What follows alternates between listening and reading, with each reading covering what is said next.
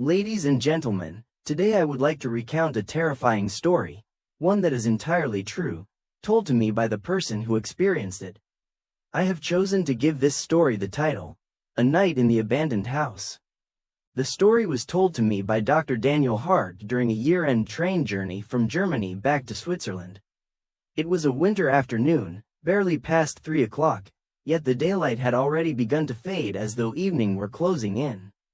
A fine mist drifted against the train windows, and the landscape outside slid by in bleak, lifeless shades of gray.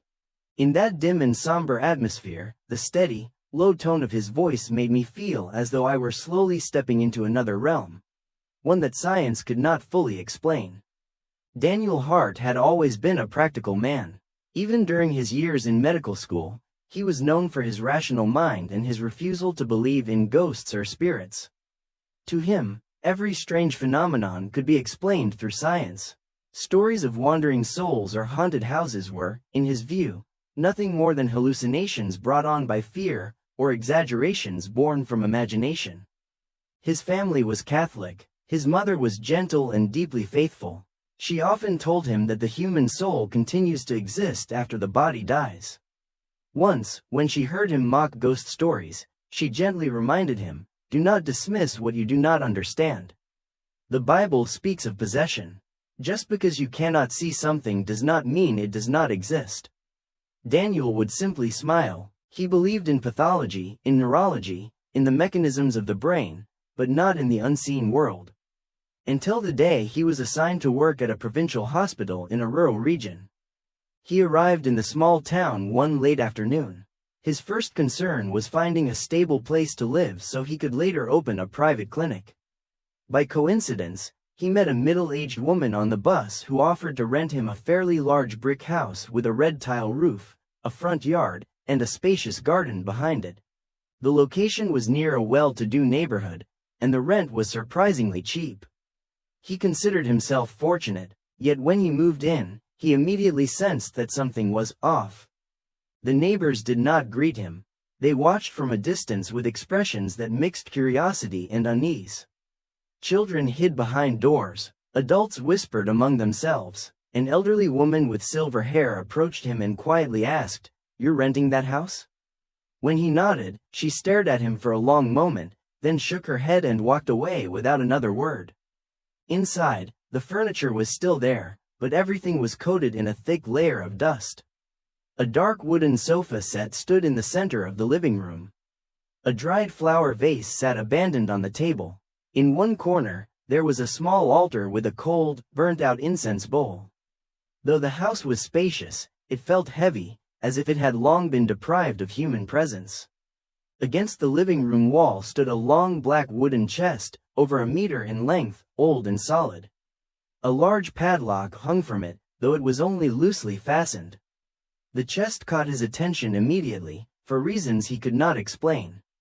It lay there silently, yet radiated a chilling presence. He told himself he would clean and reorganize everything the next morning. That evening, just as the last rays of sunlight faded, a young woman dressed in white stepped into the yard. Her long hair fell over her shoulders, and her face was delicate yet tinged with sadness. She introduced herself as Emily Ross, a neighbor who lived nearby. Her voice was soft, but her eyes were deep and searching. She told him that the neighbors were not staring at him, they were staring at the house. The house had been abandoned for nearly 3 years. No one dared to live there. When he asked why, she hesitated before replying that people believed it was haunted. Daniel laughed. He told her he was a doctor and did not believe in such baseless rumors. Emily studied him for a long moment, an unreadable expression in her eyes, and then quietly said, "If you're not afraid, then stay." With that, she turned and walked away. Her white figure faded into the dim twilight. The first night in the house came faster than he expected. After dinner and buying a few essentials, he returned home around 9 o'clock.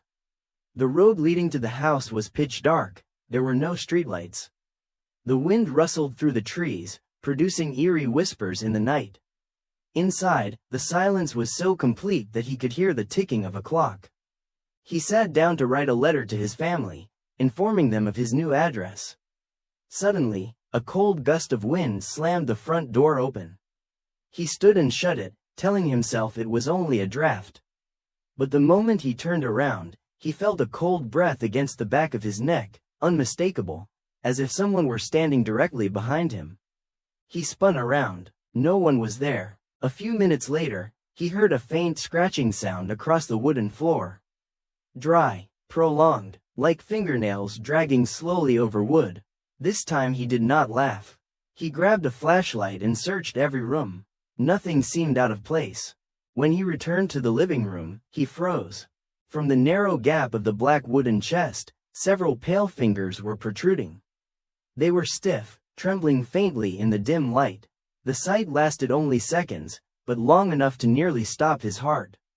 He blinked. The fingers were gone. Drawing a deep breath, forcing himself to remain calm as a physician, he stepped closer. Each footstep felt unnaturally heavy. He lifted the lid. The chest was completely empty. Nothing. Yet as the lid opened, a wave of icy air rushed out, as though from the depths of a grave. At that very moment, the lights went out. Darkness swallowed the room whole. A loud thud shattered the silence. A stray cat leapt down from somewhere, startling him. When the lights flickered back on, everything appeared normal. The chest sat motionless, as though nothing had happened. Daniel stood in the middle of the room, chest rising and falling rapidly. His rational mind searched desperately for explanations, exhaustion, suggestion, stress, but deep within, he felt something he had always denied. Perhaps not everything in this world could be explained by science. And that was only the first night. He barely slept. Lying on a temporary wooden bed in the inner room, he stared at the ceiling, eyes wide open. The darkness felt thick and suffocating. Each time he drifted toward sleep, the dry scratching returned, sometimes along the wall, sometimes beneath his bed. Near midnight, he distinctly heard something heavy being dragged across the tiled floor. Creak, scrape, creak. It came from the living room. He rose, heart pounding, clinging to his professional composure.